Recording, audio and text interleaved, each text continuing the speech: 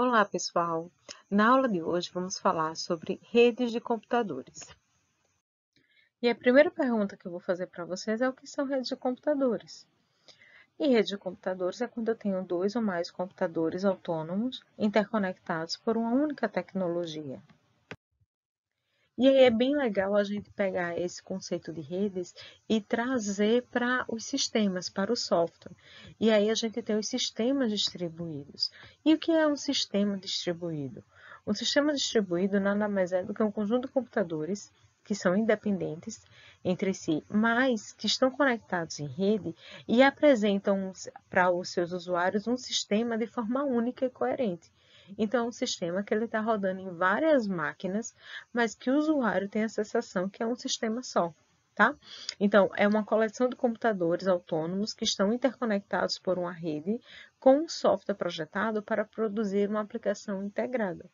Um exemplo bem simples que vocês encontram nas empresas, principalmente nas empresas de software, é a intranet. Então, é comum existir uma intranet, né, uma rede interna da empresa, e essa intranet tem vários sistemas interligados nela. E muitas vezes, cada sistema trabalha numa máquina diferente. Um outro exemplo disso é o próprio Google. Você acessa o Google e tem vários aplicativos ali e você tem a sensação que aquilo é um sistema único, né? Mas, na verdade, é um sistema que está rodando em diversos servidores. Imagine a quantidade de e-mails, de dados que existem, né? Mundo afora. Então, é impossível armazenar tudo em um único servidor. Então, a gente tem vários servidores que estão trabalhando de forma autônoma, mas que são interconectados por uma rede e que projetam um software como uma aplicação integrada. Uma outra definição bem interessante, né, é sobre o que é a internet. E a internet, na verdade, ela significa redes de computadores interligados.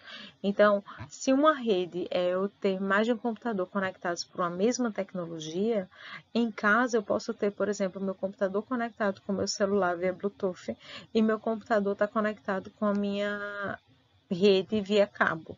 E eu posso, de alguma forma, trabalhar com essas máquinas juntas. E aí eu tenho uma internet, porque eu tenho computadores que estão conectados com tecnologias diferentes. Isso é muito comum existir internets em empresas. Às vezes a gente tem, no IFPE, por exemplo, a gente tem a rede lá TADS, tem a rede de visitantes, tem a rede de professores. São várias redes que elas estão interligadas, tá? E levam depois a gente para a gente acessar a grande rede internet com I maiúsculo. Tá? Então, a rede internet maiúsculo se refere à internet global, pública, a qual os diversos serviços são oferecidos lá, como o Google, como o Facebook, como o Twitter, enfim, tá? Instagram. É uma rede que ela oferece diversos serviços e ela é composta por várias redes. Então, a gente tem, por isso que o nome é internet com I maiúsculo. Quando a gente tem um conjunto de redes que estão interligadas, a gente tem uma internet com I minúsculo, ok? Vamos ver agora como as redes são tipificadas. Então, na verdade, há várias formas da gente tipificar as redes, tá? A gente pode tipificar em relação a qual tecnologia de transmissão está sendo usada nessa rede, qual é a escala dessa rede, qual é a topologia e quais são os métodos de comutação que a rede utiliza. Vamos começar pelas tecnologias de transmissão, né? A gente vai falar sobre dois tipos, os links de difusão e os links ponto a ponto. E eu gosto de falar, para falar do link de difusão, eu gosto de fazer duas analogias, né? Uma delas é, imagina quando a gente está no aeroporto e aí a gente escuta a chamada. Atenção, senhor fulano de tal, última chamada para o voo 123. Então, todo mundo que está naquele aeroporto recebeu, escutou a mensagem.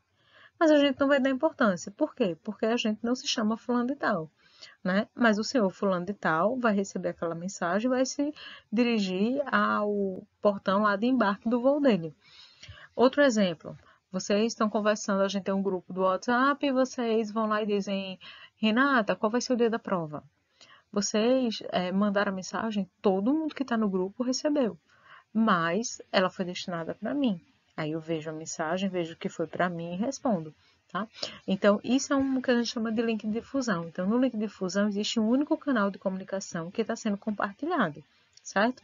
Então, é preciso que seja enviado o pacote de dados com o endereço do destinatário.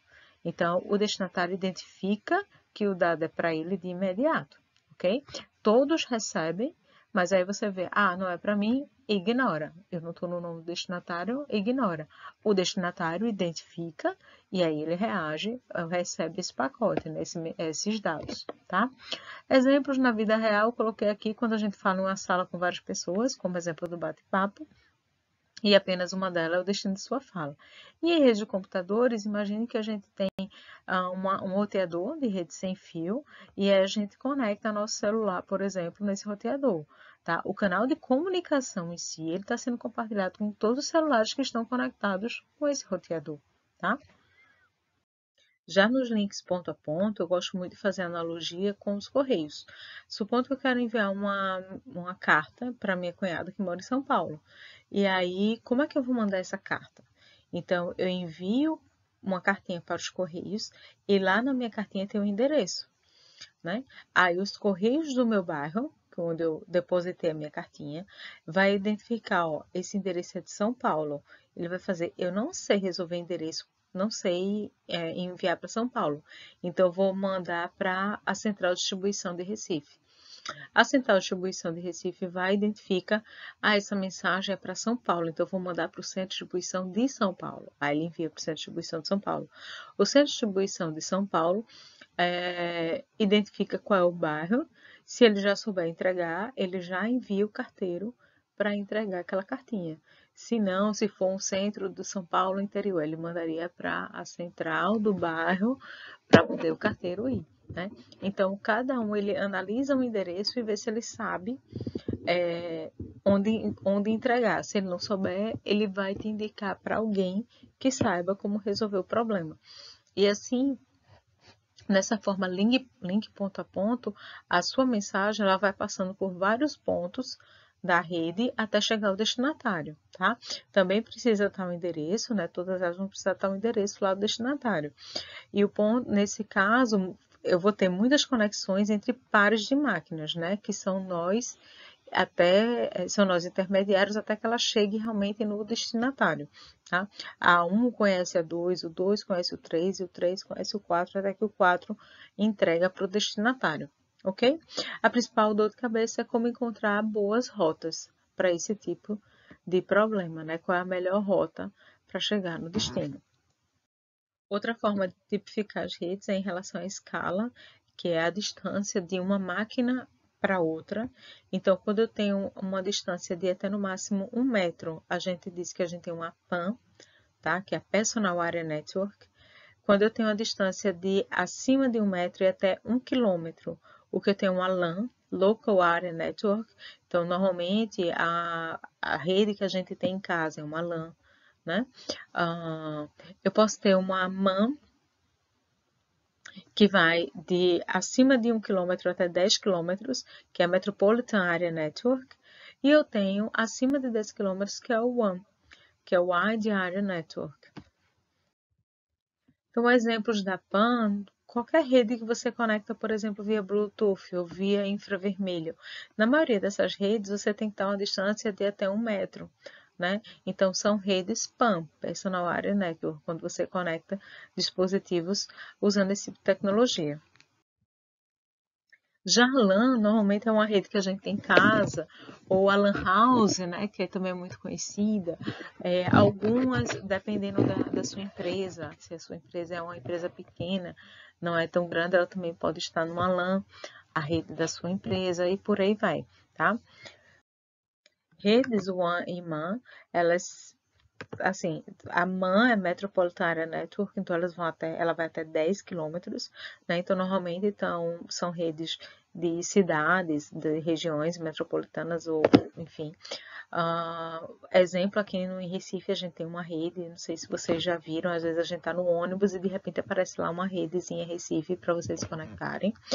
Né? Isso pode ser se ela atinge as máquinas que estão conectadas a essa rede. Então, no máximo, uma distância de 10 km, a gente considera que a gente está numa rede MAN.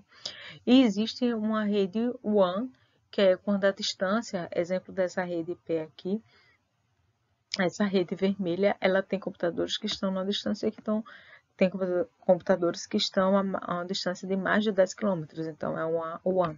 Tá? Então, é muito comum nos países existirem uma internet de redes MAN ou até de redes WAN, como é o caso aqui do Brasil, né? Cada cozinha dessa é uma rede diferente, né? Porque elas estão conectadas com meios de transmissões diferentes e que, de certa forma, se conectam, formando a internet do Brasil.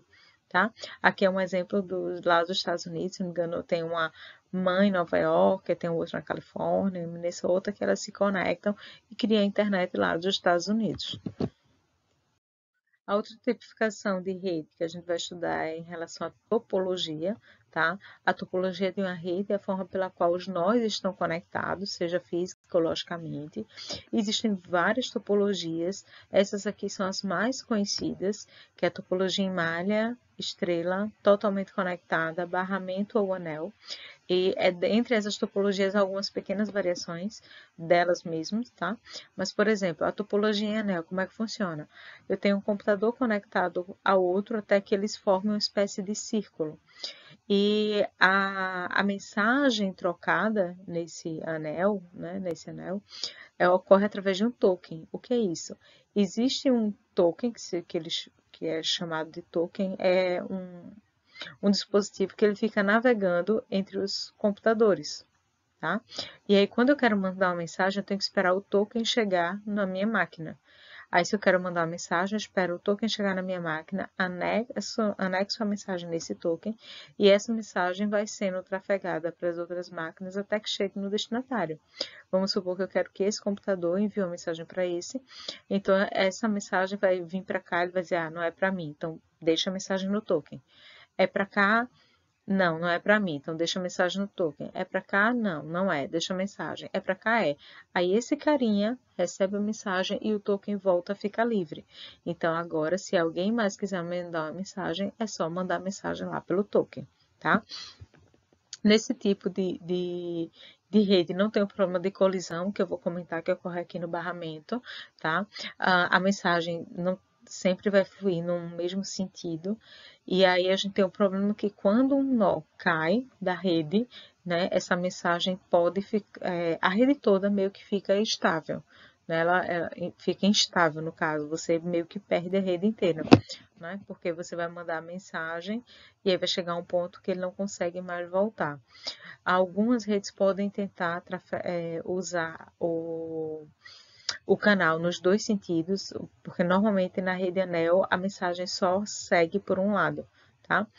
E em algumas situações eles podem implementar um canal duplo, que aí ele tenta mandar a mensagem para cá, se esse computador sair, ele pode mandar a mensagem de volta para cá.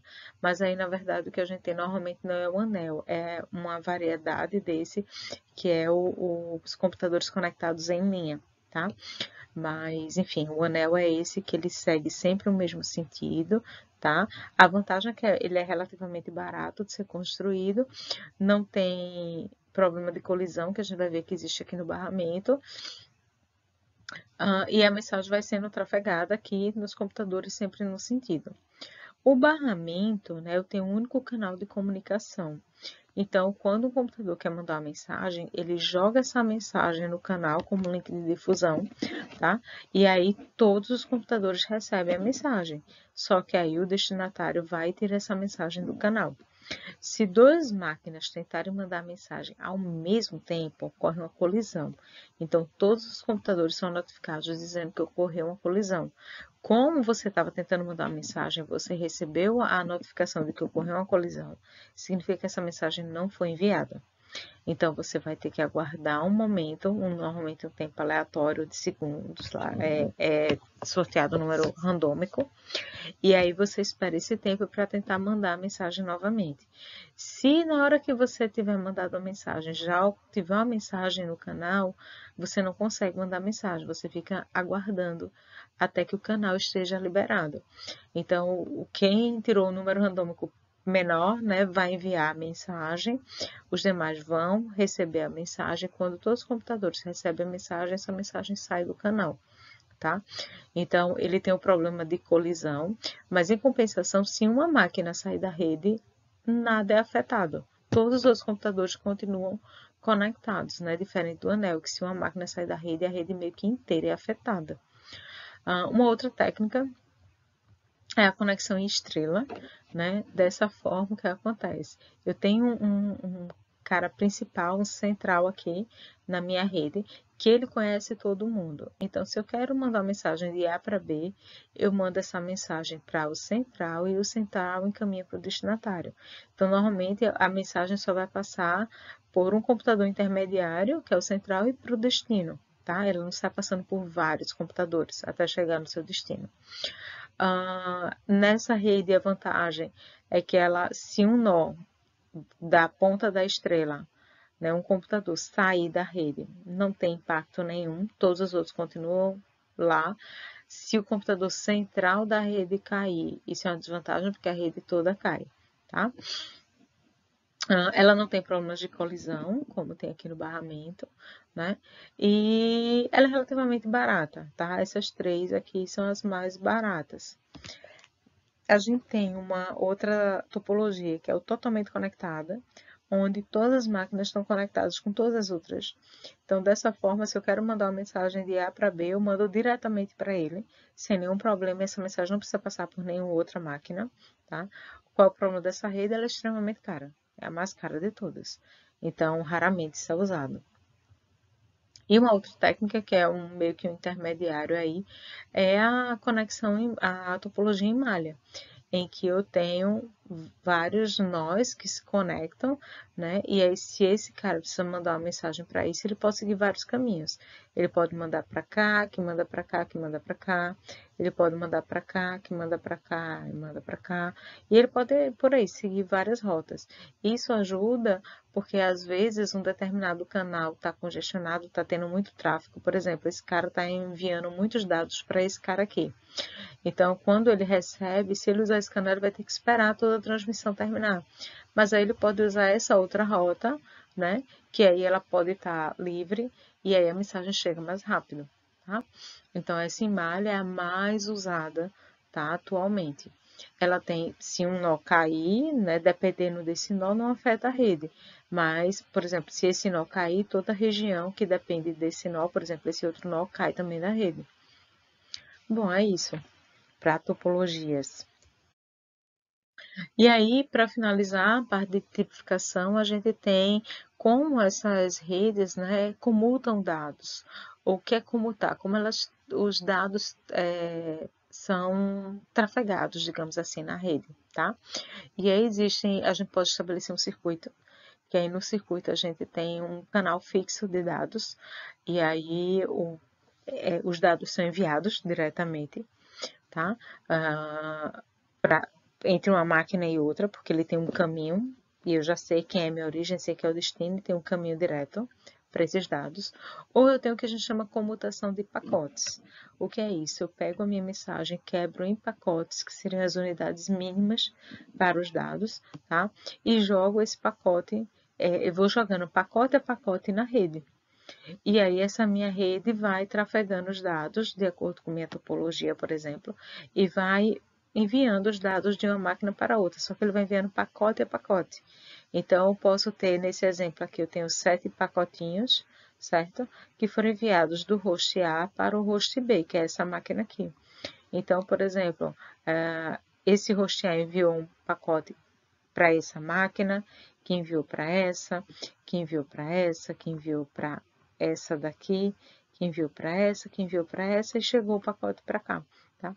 Então, todos os pacotes podem seguir essa rota ou eles podem até seguir em rotas diferentes e chegarem aqui de forma desordenada. E aí, esse carinha aqui é que tem que organizar esses pacotes quando eles chegam, ok?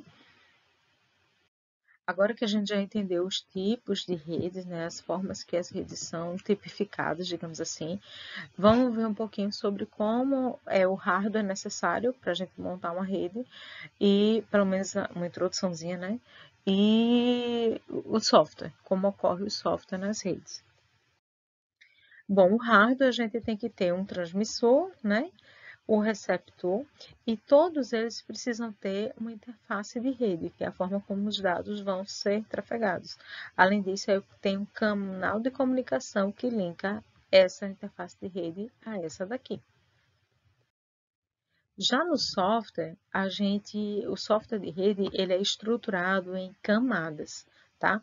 O software, o software de rede, ele vai oferecer serviços, os serviços que a rede presta, tá?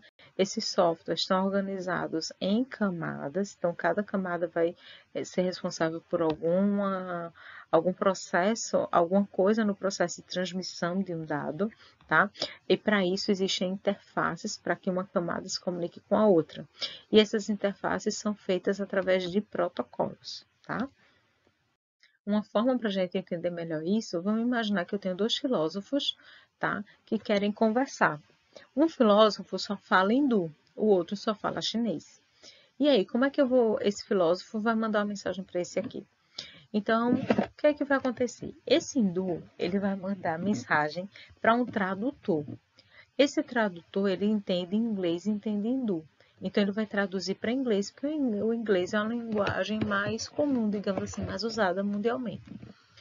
Aí, esse cara, o tradutor, envia para a secretária. A secretária vai enviar a mensagem para a secretária lá do filósofo chinês.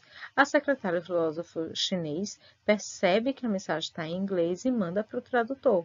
O tradutor traduz de inglês para chinês e envia a mensagem para o filósofo. Então, se vocês observarem, a gente tem uma camada que são dos filósofos, certo? A gente tem uma camada de tradutores e a gente tem uma camada de secretários e tem a comunicação física em si. Então, a nossa mensagem, a nossa organização, né, o nosso software ele vai estar organizado em camadas, cada camada é responsável por um ponto. E essas camadas, elas possuem interface para que elas consigam se comunicar, tá? Então, por exemplo, nessa interface aqui em que eu preciso comunicar a camada de filósofo, eu preciso comunicar com a camada de tradutores, significa que nesse ponto ambos falam chinês. Nessa camada de tradutor e a camada de secretária, observe que ambos falam em inglês, tá? Aqui eles têm a comunicação física em si dos dados. Aqui é a mesma coisa, ó, ambos falam inglês e aqui ambos falam hindu. Então, é necessário que ocorra uma interface para a comunicação entre uma camada e outra, tá? Para que a gente consiga se comunicar. E essa interface, ela é dita através de protocolos. Ela existe um protocolo a ser seguido, né? Qual é a sequência, como a gente modela os dados. E aí, o exemplo desses protocolos e como a gente vai utilizar, basicamente, ele diz qual é a estrutura, como devem estar os dados, tá, organizados, para que essas interfaces se comuniquem. Então, ele vai dizer, por exemplo, aqui está a mensagem, aí aqui, vou mandar essa mensagem está em chinês, então eu vou dizer aqui que essa mensagem está em chinês, adiciono informação. Aí o cara do tradutor vai receber essa mensagem, traduz essa mensagem 1 e mensagem 2, e ele viu que agora é necessário quebrar essa mensagem, tá? Em duas, porque senão não vai ser possível transmitir. Então, ele quebrou, por exemplo, em 2 e-mails a mensagem, porque não cabia em um e-mail só, por exemplo. Aí ele quebra isso adicionando informação sobre essa quebra, né? E ele pega essa mensagem e divide aqui. Então, ele dividiu em H4 veio para cá e M1, e a parte do restante que sobrou ele botou aqui em M2. E aqui está as informações da quebra, né? E esse outro vai lá e adiciona o destino dessas mensagens. Vai dizer, olha, aqui é o destino, e aqui é o começo e fim da mensagem, aqui é o começo e fim da segunda mensagem, por aí vai. E aí ele vai transmitir isso para o outro e-mail, lá para o e-mail. Então, existe um protocolo a ser seguido. Esse protocolo diz como essa mensagem é estruturada, o que deve conter em cada mensagem, tá? Normalmente a gente chama isso de header, por isso está o Hzinho aqui, porque um header é uma mensagem que vai ser anexada no início, como se fosse um cabeçalho, né, da mensagem original. Okay? Então, quem recebe vai fazer o processo inverso, né? Ele vai receber as mensagens, aí ele vai desempacotando esses headers. Ele fez receber a mensagem de início, então aqui está o miolo, aí recebi a mensagem 1, está aqui. Opa, recebi a mensagem 2, está aqui, certo? Quando eu recebo essas duas mensagens, eu descubro agora que aqui tem uma sequência. Então, organizo ela tirando H3, né, da história, organizo ela em uma só. E agora eu descubro que ela está em inglês, que eu preciso traduzir, né, para o hindu, eu não lembro mais qual é a ordem, se é em chinês, hindu, chinês, enfim, mas aí eu traduzo aqui para o destinatário, tá? Então, esse protocolo é que vai dizer como essa mensagem vai ser organizada para que todo mundo consiga se entender. E aí, quem faz isso? Quem define isso? Então, existe uma proposta, né, que é a proposta desenvolvida pela ISO, que é a International Standard Organization, também é conhecido como ISO-OSI, e OSI vem de Open System Interconnection, tá?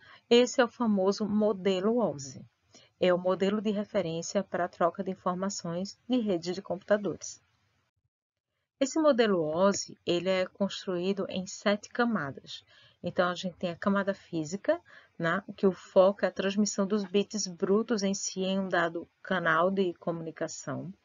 Existe a camada de enlace de dados, que vai se preocupar com a transferência de quadro a quadro, pacote a pacote, e tendo um controle de fluxo de acesso ao meio, né? Como se está congestionado, se não está, se eu posso enviar o próximo pacote, se eu tenho que aguardar um pouco.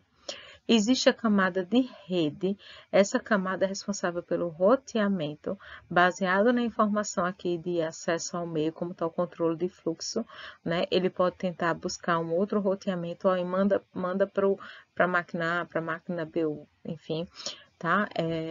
E aí, se ocorrer interconexões com redes diferentes, ele fica responsável por saber que pacote foi por que caminho, né, para ter alguma informação a respeito disso.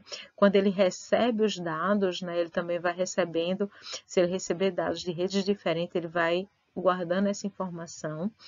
A gente tem a camada de transporte, né, que ela entrega os pacotes de tamanhos arbitrários, fim a fim e livre de erros. O que é isso? Ele vai pegar cada mensagem, vai definir os tamanhos que devem ser enviados, podem ter tamanhos fixos ou variados, mas ele vai identificar qual é a sequência de cada pacote, por aí vai, para que as mensagens, mesmo que precisem ser quebradas, elas cheguem no destinatário de forma aceitável, tá? Então, normalmente eles colocam alguns que a gente chama de checksum nas mensagens e tal. Tem a sessão estabelece sessões entre usuários e máquinas diferentes, né? Um exemplo é para que ele consiga continuar de onde parou a mensagem, né? Então, às vezes a gente manda uma mensagem, recebe, manda outra mensagem. Então, a gente estabelece o que a gente chama de sessão entre máquinas. Para isso, eu preciso de informações da rede, como estão os dados de transporte. Então, isso vai sendo uma sequência de informações, né? Até chegar à camada de aplicação. Então, vocês observam que cada uma vai adicionando informação. A gente tem a camada de apresentação, tá? Que aqui ele permite a troca de estrutura de dados de níveis mais altos, ou seja, aqui embaixo eu estou trabalhando apenas com bytes. Eu não sei como eles estão organizados, eu tenho simplesmente uma sequência de bytes. Já aqui eu posso ter de uma forma mais estruturada. Tá? Então, eu digo, olha, aqui eu tenho um nome, aqui eu tenho um endereço, aqui eu tenho a idade, eu posso dizer que eu tenho um inteiro, aqui eu tenho um conjunto de caracteres, eu tenho informações sobre a estrutura de dados que eu estou trafegando, tá? E a aplicação é que eu já tenho os protocolos que estão sendo usados. Esses dados estão sendo usados para algum protocolo, seja o HTTP, seja um FTP, enfim, que tipo de informação, de que aplicação está usando isso, tá? Bom, essa é a camada do modelo OSI. Eu não vou perguntar com vocês muitos detalhes dessas camadas, mas eu posso perguntar coisas, quais são as camadas, de forma, digamos, resumida, o que cada camada faz. Vocês vão tentar falar um pouquinho sobre essas camadas, baseado nesse slide mesmo, tá? Não é nada muito além. ok? Mas eu não vou muito a fundo, porque cada camada dessas vocês vão ver com bastante detalhes na disciplina de redes, ok? Aqui é só uma introduçãozinha, então é importante vocês saberem que existe esse modelo. Bom, aqui está o exemplo de como funciona, né? Cada camada ela tem um protocolo que define como a mensagem é enviada, né? E existe uma interface de comunicação, né, entre cada camada dessa, ok? Então, a gente tem a camada de aplicação, da apresentação, da sessão, do transporte de rede, de enlace de dados e a camada física, que aí aqui em si vai ter o roteador que vai trabalhar com os protocolos em si, ok? Bom, era isso. Mais informações vocês encontram no livro de redes de Tannenbaum, se precisarem de mais detalhes. Lembrando que não vamos nos aprofundar no modelo OSI, tá? Isso aí vocês vão ver com muito mais detalhes na disciplina de redes de computadores. Até a próxima aula, pessoal!